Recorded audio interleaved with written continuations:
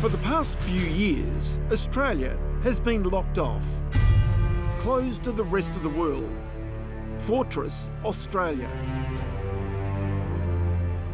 But all that changed at the start of this year.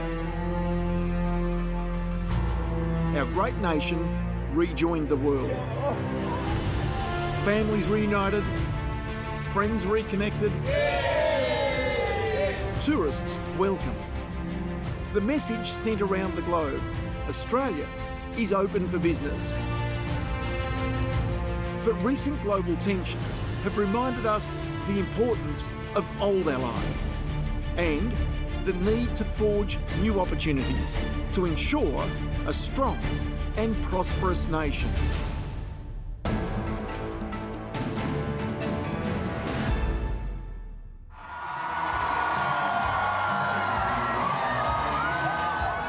The Australian people have voted for change.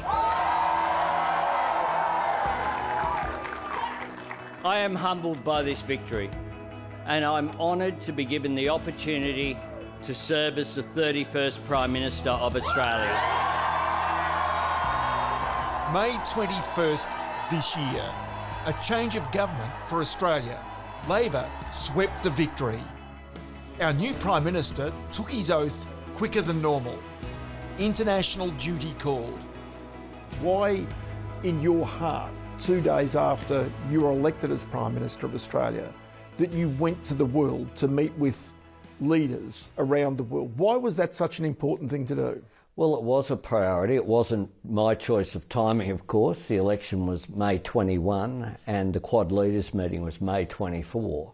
But the opportunity to get sworn in as Prime Minister on the Monday morning at 9 a.m. and then to be still in late morning on the way to Tokyo to meet with President Biden, Prime Minister Kishida and Prime Minister Modi was an important opportunity to send that message to the world that there was a new government, to send a message about the strength of our democracy, the fact that we could have an orderly transition to a new government, but that also Australia and our values don't change with every change of government, that our alliance with the United States is our most important relationship, but that the relationships with Japan and India are also so important for our national security, for our economy, for our values as well.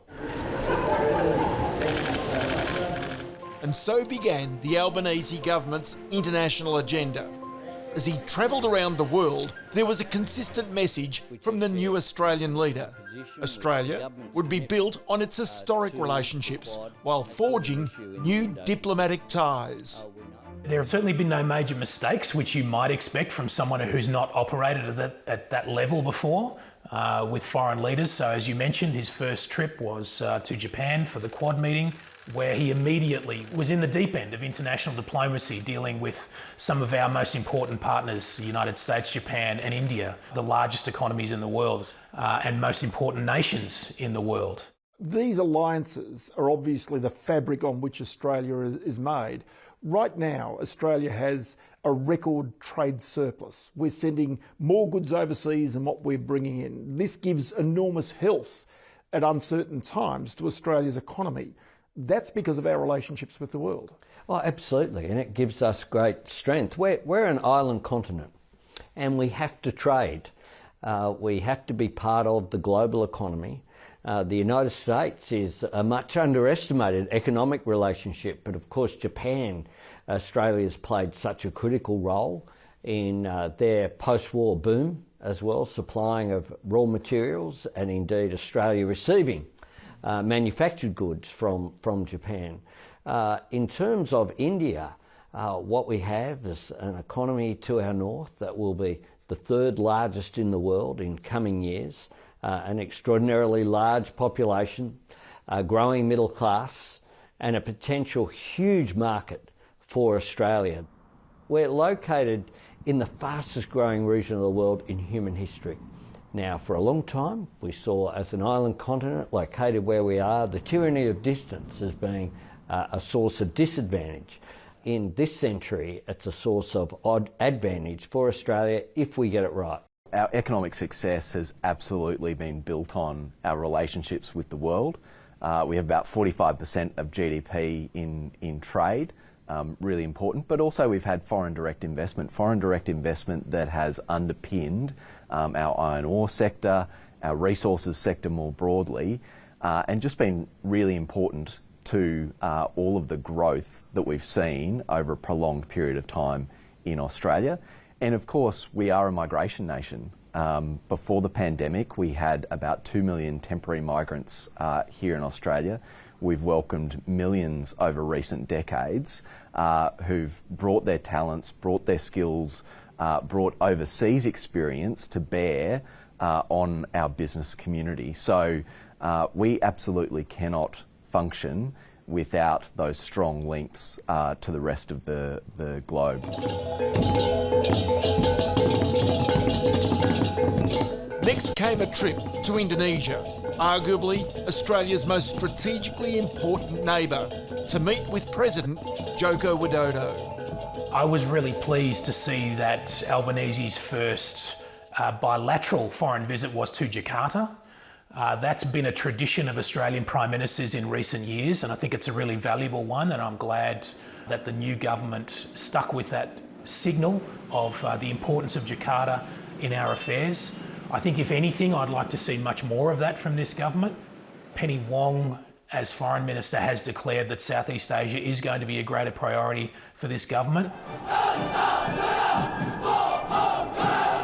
Tensions in our region have served as a reminder of the importance of our closest neighbours. When we are trading freely with China, there's a movement of people, and that's often for our education. Now, a lot of that has stopped, not only because of some of the issues and some of the protection that's come from China, but secondarily, as we've reopened our borders post the pandemic, we're now back to only around a third of the immigration in and out of the country as we were previously. So population's actually important for us, population growth is important for us as a nation as a whole. It is important, and it's important both in terms of permanent migration, where we're a country of migrants with the exception of First Nations people, but also temporary migration, including exports of our education services. And that's important for our economy. It's been an important source of growth for our university sector. But importantly as well, I think that it's important for Australia's relationship with the world. In so many places I visited ministers from Singapore, from Malaysia, from India, who've studied at Australian universities. The Colombo plan, right? That's a good thing. And one of the good things that Julie Bishop did as Foreign Minister was to reintroduce effectively the Colombo type plan. And of course COVID had an impact on that, so that's had a real impact on the economic capacity of our universities. So one part about that though is that if we can now, we're in a unique position to attract the best and the brightest in the world, if they have confidence that we won't close our borders, if they have confidence that Australia is a welcoming place, is that a message that you are trying to take to the world right now? Oh, absolutely. Look, Australia is a multicultural nation, and with the growth that's occurring in our region, the growth of the middle class, not just in China and India, but of course in economies like Indonesia, where I was able to visit President Widodo, I think we can have a much more extensive relationship, not just with Indonesia government to government, but people to people. One of the things I did when I visited Indonesia was to go to Makassar, a place where we were trading through First Nations people hundreds of years ago with the Yolngu people in Arnhem Land, trading essential goods between the sailing craft coming there from Indonesia. So we have these deep relationships in our region. It's an enormous opportunity that we have, and to build understanding as well.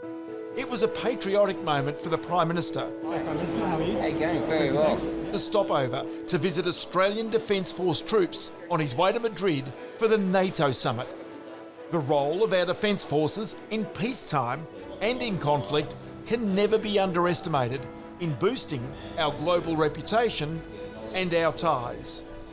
It also comes, in my mind at least anyway, in the invitation extended to the Prime Minister Anthony Albanese to attend the NATO summit.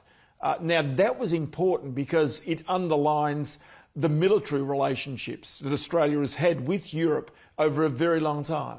Absolutely. I mean, sadly, some of this began with the downing of the Malaysian airliner some years ago, where Australia and European partners had to work incredibly closely on that and the international response to that. Now, of course, that's continued with Ukraine, and whether, some could argue, well, Ukraine's very far away from Australia, where's the Australian interest?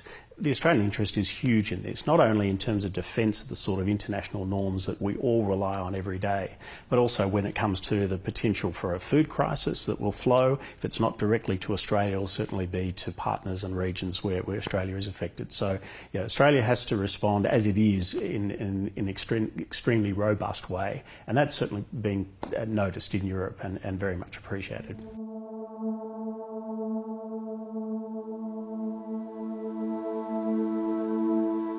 You can't visit the areas just on the outskirts of Ukraine that I did. Visit the airport, see the blocks of units, clearly residential areas that have been subject to missile attacks and tanks rolling through the streets without just being inspired, frankly, by the extraordinary effort that Ukrainians are making. And given the consequences of the rule of law being just torn up, the international playbook that the world has lived through, respect for sovereign nations, respect for democratic outcomes, then it is important that Australia and indeed the rest of the world continue to provide support to the Ukrainian people. This is first and foremost a war between Russia and Ukraine, and although NATO is going to have, I think, long-term concerns about containing Russian power, that NATO is still by far the more powerful military bloc and can continue to deter Russian military power. So I wouldn't overstate the actual strategic implications of the war for Europe. Western Europe and the NATO countries in particular remain very, very secure because they're much wealthier than Russia. And in fact, I think this war is going to have long-term implications for Russia's ability to project its military power abroad because it has shown that Russia's military capabilities are much more limited than what we initially thought. The Russian army is a far less powerful instrument than we would have judged before this war started. This was also about Australia able to provide food and energy to the world, but to be able to provide, defence sort of items to Ukraine as well. That was important on a global stage for Australia to step up. Oh, absolutely critical. One of the things that I stressed during the election campaign was I want a future made in Australia. Now, we have enormous natural resources, and quite often we've exported those resources, which has brought us income, and that's a good thing. But where possible, where can we value add? How can we make more things here? And as the nature of production changes, whereby there's more mechanics, more robotics, less labour input as a proportion of the cost of production, what that does is change the equation. In the 1970s and 80s, we saw a lot of Australian manufacturing leave.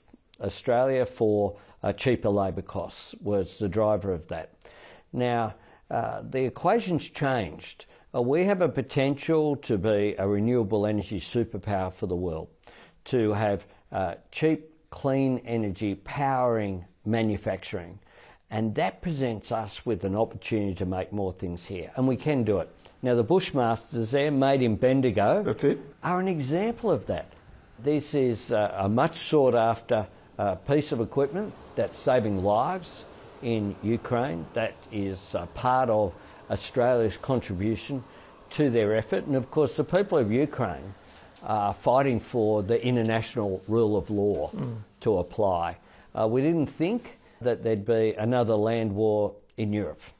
Tragically, that is occurring due to the Russian illegal invasion, and it's important that Australia stand up for our values and that we stand up with the people of Ukraine. President Zelensky, I was very honoured to meet him. He's showing extraordinary leadership, but he's leading a people who are showing incredible courage. I think when you look back a little while ago and looked at Russia building its forces on the border of Ukraine, the general assessment was that Russia would just roll over the top of the Ukrainian people in a short period of time. Well, that hasn't happened. And it hasn't happened because of the courage of the Ukrainian people, number one, but also it's been assisted by Australia and other countries offering their support through not just the Bushmasters, but other equipment, other cyber the drone and other shield's activity. one very good example over there, right? Absolutely. An Australian-made thing that brings down drones. Yeah. I mean, these are That is really Australian technology. Really helping. Yeah. We've always been a smart country. We've been fantastic at science and innovation. What we need to do is to make sure that we take advantage of that. That's where Australia's future lies. Russia's invasion of Ukraine hit the world hard and hit Australia hard as well. Prices rose for petrol, also for food, but then for electricity and gas as well. But this was a time when Australia understood it does not live in isolation. As a major provider of food and energy to the world, this was Australia's time to step up. We're a reliable supplier. If we say we're going to provide grains, then we'll provide those grains. If we say that we're going to supply critical minerals, which are now so very important in the renewable industry, that's what we're going to do.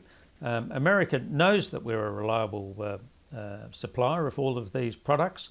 My job is to make sure that we get full value for all of the things that we provide to the world through our trading system. We've been remarkably resilient, and I think part of that is around the trading relationships that we've built up over time, and we've been able to shift, for example, in terms of some of our export markets, but also being able to quickly move in terms of some of our imports as well. And the government has come to the party. Things like the International Airline Freight Mechanism were really important during the pandemic. But the biggest thing that we can do in terms of safeguarding our supply chains in future is diversifying our trade relationships, making sure that we've got multiple suppliers across multiple regions, and where necessary we might have local suppliers as well.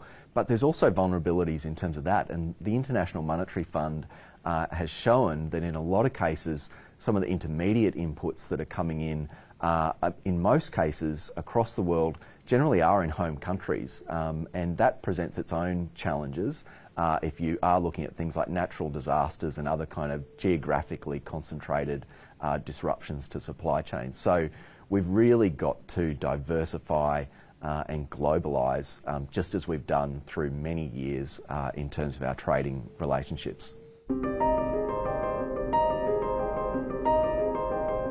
Supply chain issues have caused widespread formula shortages. Nationwide, 43% of baby formula stock is gone. Parents are desperate.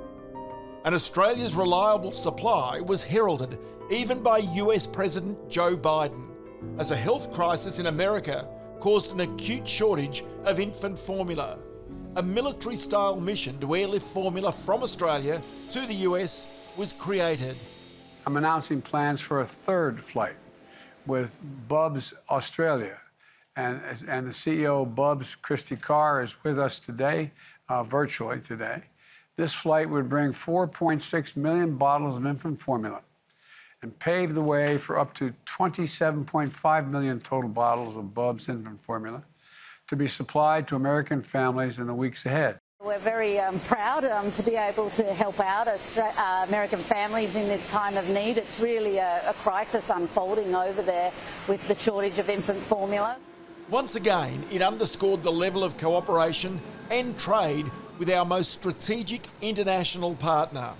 One of the reasons is that we were prepared to step up when they had the difficulties with baby formula. We've always done that in the past. We've fought in every war with the United States to defend our democratic way of life, and that's very well received over here. I don't have to convince anybody how good Australia is, but I do have to convince them that now that we've opened our borders, that hopefully the pandemic is subsiding, we need to re-engage even more than we've done in the past. That means getting Americans to come and visit Australia once more, but also make sure that we've got that two-way trade going. Critical minerals is going to be very important into the future. Australia, under Anthony Albanese, wants to be a renewable superpower. We've got those minerals. We want to ensure that we become a reliable supplier to the United States. The space industry in my home state of South Australia, I've met with a whole lot of companies that are interested in building a space industry in Australia, and that has great prospects for the future. We're one of the world's best suppliers of electric charging stations, and we're in the process of rolling those out in the United States as we speak. So there's a whole range of areas where we can have cooperation, and that's just the start. We want to do a whole lot of things to promote trade between ourselves and the United States. And there's no better example of our alliances at play. When one country is in need, no matter how big or how small, an ally steps up. Coming up after the break. When you start to think about what's the possibility there, it blows my mind. How the United States and its pharmaceuticals intellectual property helped Australia break the economic shackles of the COVID pandemic.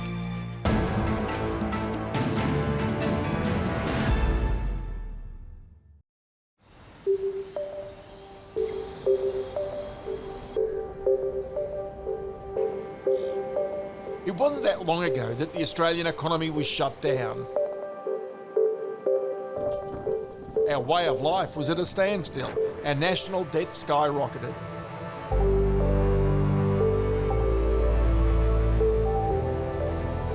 But today, the picture of our cities is one of prosperity. We're back, we're spending, and when you boil it all down, that comes down to our alliances with the rest of the world. But it wouldn't have been this way had it not been for global cooperation based on Australia's key alliances. So this trade we're talking about between these nations, Indonesia, India, it may even be the Pacific Islands, that's also important not just economically but strategically as well. It's really important that these remain as independent nations that Australia has strong relationships with. Well, it's an element of our national security, is those people-to-people relations. One of the things that we've done with our plan for the Pacific and for upgrading the relationship is to bring back delegations from the Australian Parliament into the Pacific. Now, they were stopped after Malcolm Turnbull stopped being Prime Minister. That doesn't make any sense. We can have important relations with our Pacific Island neighbours, but indeed with the whole of the region.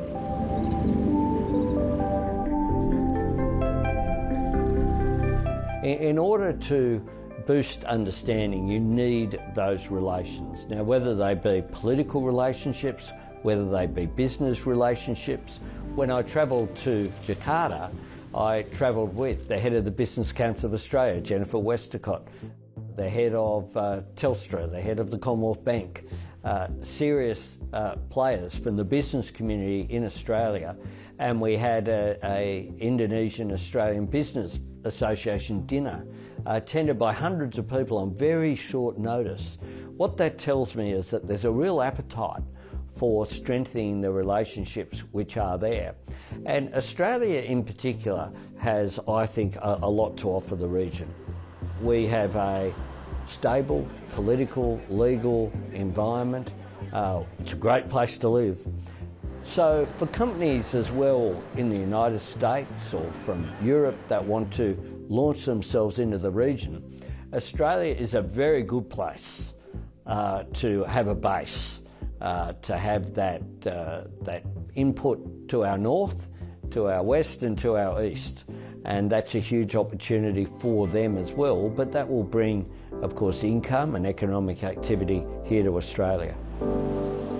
Ross, our prosperity relies on the fact that we're able to export our goods, our services, our products. I don't have to convince the Americans that we're a good, reliable nation, but we need to make sure that everything we do encourages both the relationship and the trade. Two-way trade between Australia and the United States as a result of those free trade agreements is now approaching almost $2 trillion. It's way up there. They're one of our best trading partners. They're reliable trading partners, and we've got to build on those agreements. And of course, with a free trade agreement, one of the sticking points that's always there is farming agreements, agricultural agreements, and Europe's farmers are very strong in this regard. How do those types of sticking points be overcome as these negotiations take place? Look, I think with good argument. I think, a free trade agreement fundamentally needs to liberalise. That's essentially what they're in the business of doing. So a good outcome on agricultural products, I think, is essential as a starting point. But we also have so much beyond that also in the agreement when it comes to, standards, when it comes to the movement of people, where it comes to cooperation on a whole range of different things. So this FTA, once concluded, and we're very optimistic it will be concluded, will be by far the biggest in scope that Australia has ever concluded. So there's good grounds to be optimistic. We need to see a really clear signal back out to the world that Australia is open for business and that our visa and our border processing is really efficient and that we want people to come back.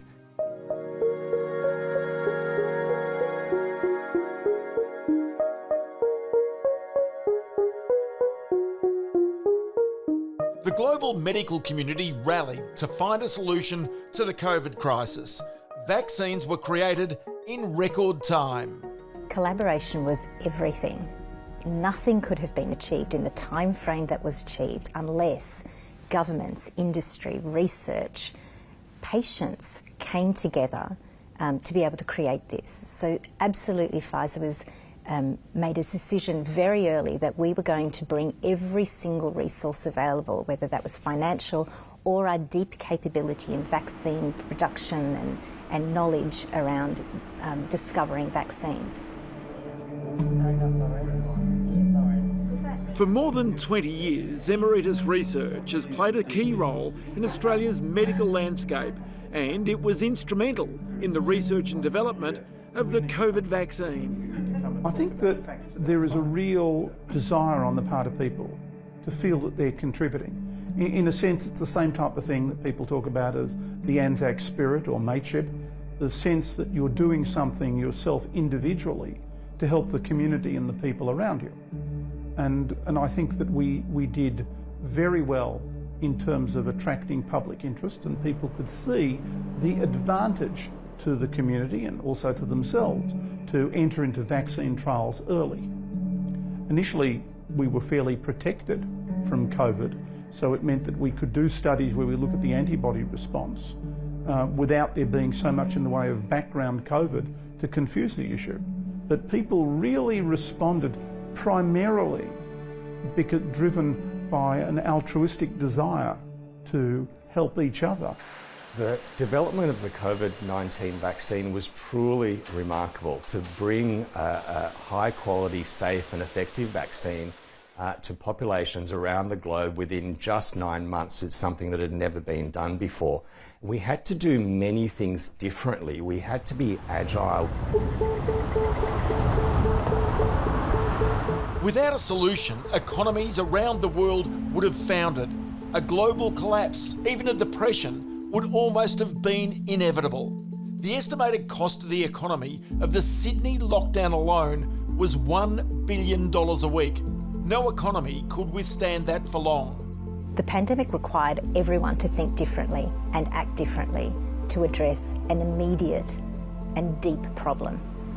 We were able to do that through innovation, through collaboration. We must take the learns forward. We have to take the learns forward for our children, for our children's children. In 2021, Pfizer reached an estimated 1.4 billion patients with its medicines and vaccines. That's more than 1 of every 6 people on Earth. For the company, it's a proud legacy, globally and here in Australia. Okay, so go back to 1956, because that's the year of the Melbourne Olympics. It's the year when television started here in Australia, right? So I just think about that. What do you think was the motivation to bring Pfizer and ultimately the manufacturing of Pfizer products here to Australia?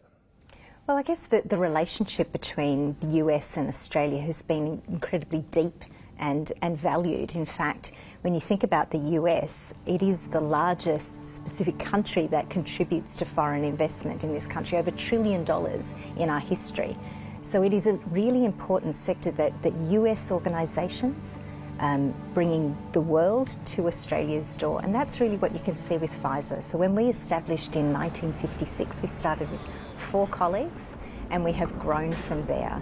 And the importance there is that it's bringing the innovation, and that's what we're about. It's research and development, it's discovery, the innovation from the US and around the world to Australia. They turn around and they walk off into the sunset because there's a... Discovering and developing medicines and vaccines is a truly globalised activity, and Australia is a really, really important cog in that R&D machine.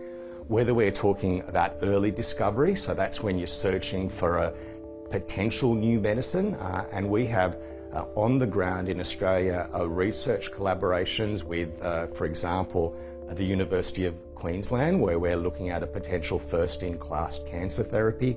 Also with a cancer research group in Victoria, in Melbourne, where if those candidate molecules eventually become medicines, that could potentially be a $650 million collaboration.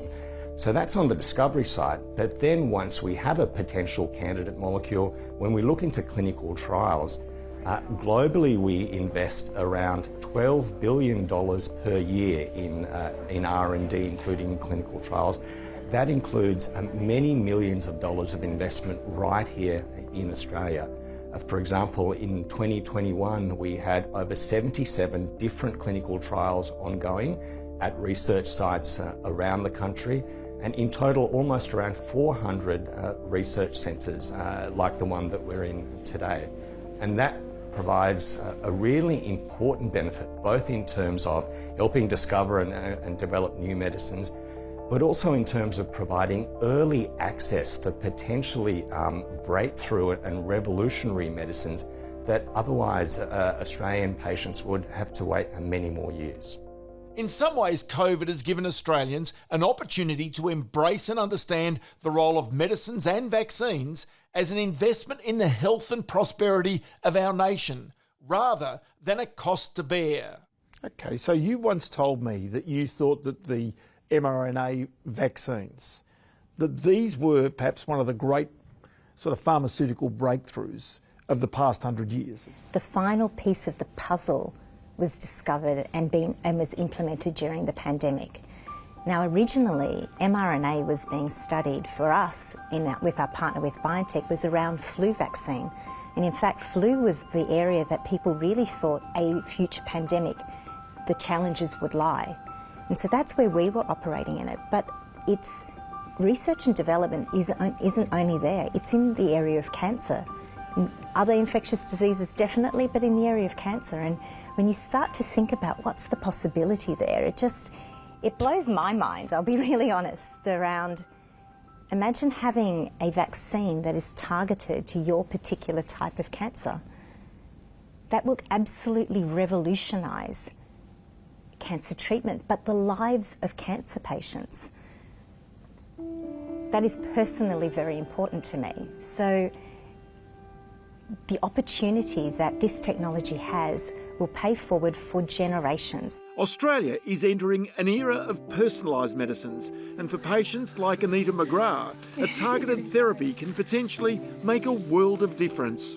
So in my situation, for example, 8 years ago, they found this mutation that was driving my cancer, and there was a drug available. That drug wasn't available through the PBS.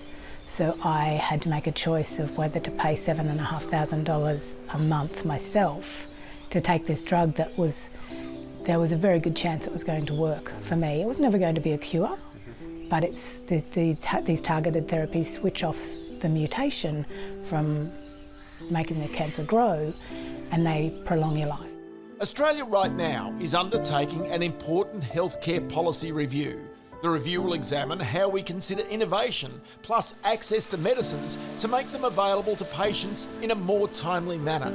How do we use the lessons of the pandemic when the approval for vaccines was fast-tracked to ensure other drugs are available more quickly? I think that the medical world and research in the medical industry is going forward in leaps and bounds, and public policy is not keeping up with those changes. So we have the medical industry research have developed ways of targeting more specific cancers and working out what's driving particular individual cancers. It's no longer one size fits all and everybody gets chemo. So now that they're developing ways to target specific cancers, the public policy system needs to accommodate that. Having early access to treatments makes life-changing differences. I've had the opportunity to spend the last 8.5 years watching my children grow up. So when I was diagnosed, they were only 5 and 9, and I was told I had 10% chance of being alive in 5 years' time. And I didn't think I'd see them both start high school, let alone one's finished high school and at university, and the other one's in grade 9. So it's those quality of life. I've been able to work the whole time. I hold a part-time job, working 3 days a week, so I put back into the economy, and I contribute to the community with a lot of volunteer work in the cancer space, and I live a relatively normal life because these drugs give you a good quality of life.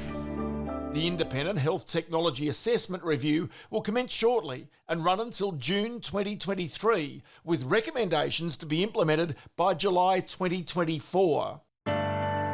It is absolutely clear that an investment in the health and well-being of Australians underpins and drives our economy. It's important we get this opportunity for reform right to ensure the long-term health and prosperity of our nation, plus to avoid falling behind comparable countries. Coming up. You think he lied to you? I don't think. I know. Australia, the United Kingdom and the United States. AUKUS.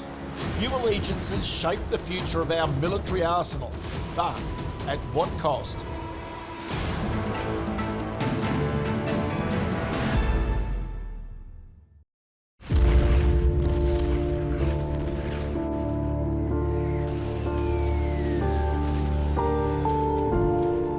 The Australian relationship with France is an enduring friendship forged on the front lines in World War I. Around 46,000 Australians lost their lives during fighting on France's Western Front. Think about that. It's the equivalent of the entire populations of Gladstone or Tamworth or Warragul just wiped out. And that tragic history cemented our long-standing relationship with France. We know that during First World War and Second World War, the involvement of Australia was important. Almost 300,000 Australians were involved in the Western Front in the First World War. And there were a lot of Australian airmen in the French department in the Second World War. So that's an important relationship for all these different aspects. Defence projects, these things can be pretty fluid. Nuclear-powered submarines. It's been Australia's $90 billion French submarine deal is out. A bit of concern now coming out of France as a result of this. We heard. For more than 200 years, Australia's defence has relied on two of our key allies, the United Kingdom and the United States. But it was a new trilateral agreement called AUKUS to provide Australia with nuclear submarines that kicked off a fresh diplomatic stoush with another old ally, France. And that decision was about scrapping a $90 billion deal to make French attack submarines here in Australia. Of course, there's understandable recognition of the disappointment for France. There was never going to be an easy way to not proceed with this contract. To think there was, I think, would be naive. Of course it's disappointing news, but it's a contractual arrangement that we had. We're acting consistent with the contract, and we will meet all our obligations in relation to the contract in terms of the options we've exercised, and the opportunity to explain those matters, I think, was reassuring that Australia would be doing the right thing in terms of our obligations.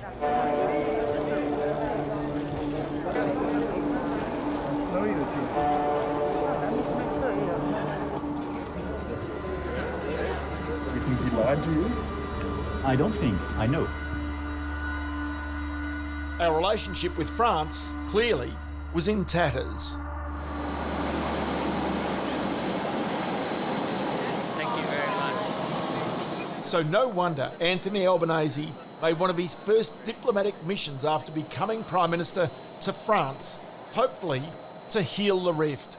French people live in the Pacific region, so it's very important for France. That's the first reason. Both players need each other to build a strong Indo-Pacific collaboration. The second reason is the collaboration of France and Australia is also a way to restrain the growing China's influence in the region. We have seen in the recent month of 2022 growing tensions about, for example, what happens between China and Solomon Islands. A friendly affair awaited our new PM in Paris, welcomed by the recently re-elected French president. There was a joint effort to move past the diplomatic tension. Australia's relationship with France matters. Trust, respect and honesty matters. This is how I will approach my relations. Should I apologise over the submarine? Well, we'll speak about the future. Not the past. He's not responsible of what happened. The price of repairing the relationship for the Australian government, $835 million in compensation to French shipbuilder Naval Group over that cancelled contract. But that is a price the Albanese government was willing to pay to repair the relationship. No one that I've had any contact with from France, from Europe, has somehow questioned that Australia shouldn't have the right to determine its own priorities in terms of its strategic needs and the sort of defence material that it needs.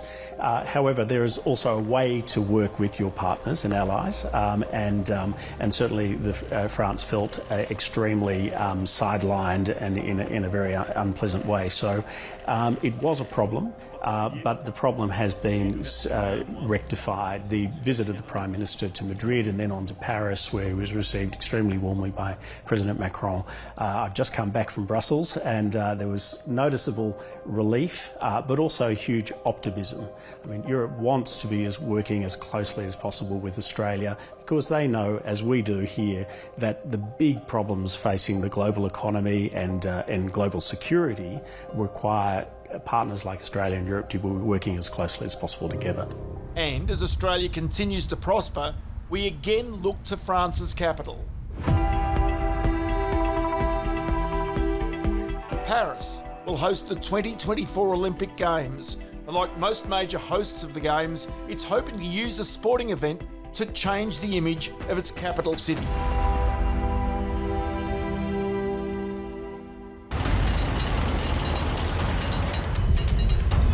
For a long time, Paris has been known for its congested streets. That's a reputation they want to change. There's a question about how do cities evolve into having a cycling culture. I think that gets talked about quite a bit. And we're here today in Paris, which most definitely didn't have a cycling culture come 10, 15, 20 years ago. But we've seen, through putting those different planks in place, overarching strategies that integrate transport, land use, initiatives to reallocate road space towards different modes where it makes sense to do so, slowing traffic down so it's nicer places for people to walk around, to dwell, to shop, and engaging businesses, all those ingredients together starts to imbue that cycling culture. And I think it's not too far-fetched to say that experience could be repeated in Sydney, Melbourne and other cities in Australia. The extreme example of Paris highlights the problems of traffic congestion for last kilometre delivery all around the world, and that includes Australia. It's a global logistical problem to be solved to help more than $650 billion worth of parcels to be shipped more efficiently around the world each and every year. It's an issue already causing problems on our roads right here in Australia. There's the benefit for the cities and the residents that live in them. And so when you move from car to bike, you're creating greener, cleaner and more efficient cities. There's less congestion, less emissions, less noise pollution. It's a city that people want to live in. When you look at the economic benefit, clearly e-commerce creates jobs, delivery creates jobs, but it's also the last leg of a delivery is the most expensive part of delivery. 50% of the cost of sending something is in the last mile. And so if we can switch that from vans to bicycles, not only can we do it greener, but we can do it cheaper as well. Another key benefit of embracing micro-mobility is reducing the amount of emissions from traditional sources of transport and helping countries move towards their net zero goals. The French government has been critical of our previous government over climate change. So the new government's commitment to greater climate action was welcomed by President Macron. And the fact that Anthony Albanese's agenda has now climate change at the top of its priority is also a sign that the relationship can be rebuilt. So I would say that the relationship, even if it knew hard time and harsh time at the end of last year, probably is in a good shape to be rebuilt and for both players to have a new start and a reset because it's a mutual interest for both Australia, both in the world, in Europe, but also in the Indo-Pacific region, to have a strong relationship for the future. And as our population continues to grow, there needs to be a balance of these competing needs. We're championing the use of greater, more safe-moving infrastructure, slower speeds, for example, policy leadership, making it easier to pick up and drop off goods, testing and scaling opportunities, innovating with business to see what works and then scaling it up. And then also looking at things like micro-logistics hubs. So there's a whole bunch of things in there which could make a real difference tomorrow. So when we talk about micromobility, we're not talking about cars, vans or trucks. Rather, we're talking about low-profile, lightweight vehicles. So think bikes, e-bikes, scooters and cargo bikes. So I think in many ways Australia lags when you look at the use of micromobility in Australia, both for delivery but also for moving people. We don't do as well as some of our global counterparts, particularly when you contrast to cities like Paris, where they've invested in hundreds of kilometres of dedicated bike lanes, and the use of bicycles both to get around and deliver things is just part of the DNA of the city. You only need to take a glance at our major cities to understand the traffic issues, exacerbated by our return to work in the office for the first time in several years. And Australia again can learn from our French allies and how policy changes can help a city function more smoothly. So I think cities like Paris have proven what it can look like when you invest in micromobility infrastructure and policy. And so you just have to look around the streets and you can see Parisians cycling around on e-bikes, on e-scooters, you can see cargo bikes. And that's because they've dedicated infrastructure in the city to provide safety for cyclists and for pedestrians, and they've backed it up with long-term policy reform, such as the decision to remove cars transiting through Paris. So in the next 2 years, they're going to basically ban cars transiting through the centre of Paris. That'll take 50% of cars off the road, and then they can reuse that space again for infrastructure, for cycling, for living, for parks, and really making the city a nicer place to live. Our alliances have served Australia well throughout our history, to grow, to innovate, to advance. And at this moment, we're in a position to harness those relationships to our advantage. We have an opportunity to ensure our nation's future prosperity.